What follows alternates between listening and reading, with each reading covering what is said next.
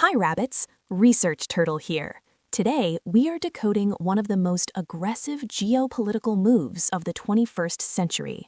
You might remember when the headlines laughed at the idea of buying an island, but this isn't a joke. It is a calculated 150-year-old strategy coming to life. We are talking about the Greenland Gambit and America's plan for Arctic dominance. Let's dive in. Fast forward to 2026. The narrative has shifted. President Trump has declared acquiring Greenland an absolute necessity for national security. This is no longer just a real estate pitch. It is a coordinated campaign. Look at the personnel. We see Jeff Landry appointed as a special envoy and Donald Trump Jr. deployed for on-the-ground public relations. The U.S. is signaling intent to the world. But why this island of ice? Why now? It comes down to geometry. If you look at the world from the top down, Greenland is the geometric keystone.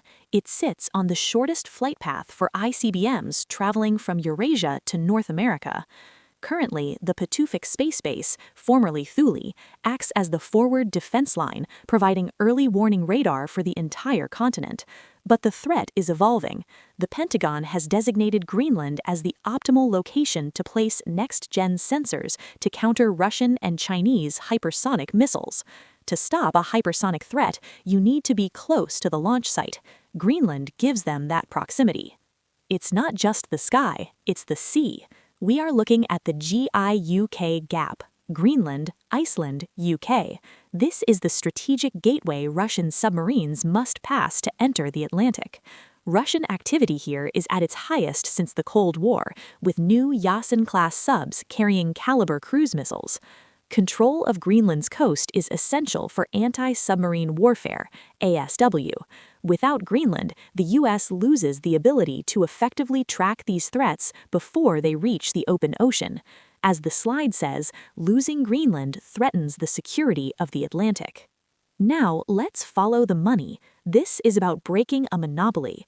Right now, China controls 88% of the global supply of rare earth elements. The rest of the world, just 12%. Greenland holds the largest undeveloped rare earth deposits outside of China. We are talking about neodymium, praseodymium, dyspremium, the stuff you need for F-35 fighter jets, EV motors, and wind turbines.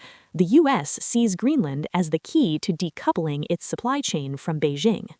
But not all mines are created equal. There's a battle between two projects.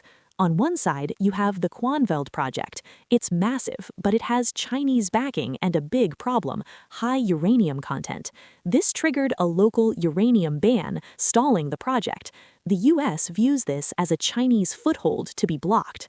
On the other side, we have the Tanbreeze project. It's backed by U.S. Critical Metals Corp. It has low uranium, so it bypasses the ban. This is the project the West is betting on to secure the DoD supply chain. It's important to understand that this isn't a new idea. It's a 150-year-old obsession. In 1867, Secretary of State Seward looked at Greenland right after buying Alaska. In 1946, President Truman secretly offered Denmark $100 million in gold for the island. When Trump called it absurd that he couldn't buy it in 2019, he wasn't being random. He was continuing a very old American policy of closing the loop on North American defense. So who is driving this bus? First, the political architect, Donald Trump. His motives are resource nationalism to break China's leverage and legacy. He wants a territorial expansion on par with the Louisiana Purchase. Second, the military enforcer, the Pentagon. They need absolute freedom of operation. They don't want to ask Denmark for permission every time they need to expand a runway or deploy a new sensor. And behind them are the financiers. Wall Street views Greenland as the ultimate undeveloped frontier. We are seeing mining firms hiring top-tier lobbying firms like Ballard Partners. Here's the connection. The founder, Brian Ballard, is a top Trump fundraiser. Their goal is simple: use political pressure to unlock mining permits and get U.S. taxpayers to fund the infrastructure they need. How does the US actually take control? There are three paths. Scenario B is economic annexation. Just buy everything until you own the economy. Scenario C is status quo plus. Keep Denmark as a figurehead, but take all military rights. But the most interesting one is Scenario A, the COFA model. Let's break that down. COFA stands for Compact of Free Association. The play goes like this. Greenland declares independence from Denmark. The US immediately recognizes them. They sign a treaty where Greenland cedes all defense authority to the US. In exchange, the US provides massive financial aid, replacing the Danish subsidy, and gives Greenlanders access to US federal programs and the right to work in America. The US has already done this successfully with Palau and Micronesia. What is the price of this association? For Greenland, the economy becomes dollarized. For the US military, they get unrestricted rights, potentially even to deploy nuclear assets. And for Denmark, it's a disaster. They lose their status as an Arctic nation and face a massive reduction in global influence. The people of Greenland are torn. On one side, you have the resistance, led by the IA party.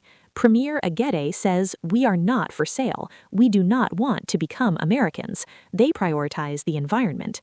On the other, the Naleric party sees the US as a necessary partner to break colonial rule from Denmark. Their leader argues they should hold direct talks with Washington, bypassing Copenhagen entirely. Stuck in the middle is Denmark. Publicly, Prime Minister Frederiksen says Greenland is not for sale, but privately, they are desperate. They're pouring money into an Arctic capability package, buying drones and radars, just to prove they can still defend the territory, so the US doesn't have to step in.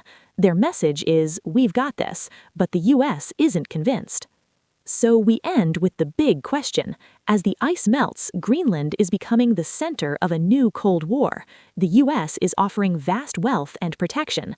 But is this a hand of salvation for a young nation, or is this the velvet glove of an empire expanding its reach? The next few years will decide who owns the Northern Shield. That's it for today. Turtle out.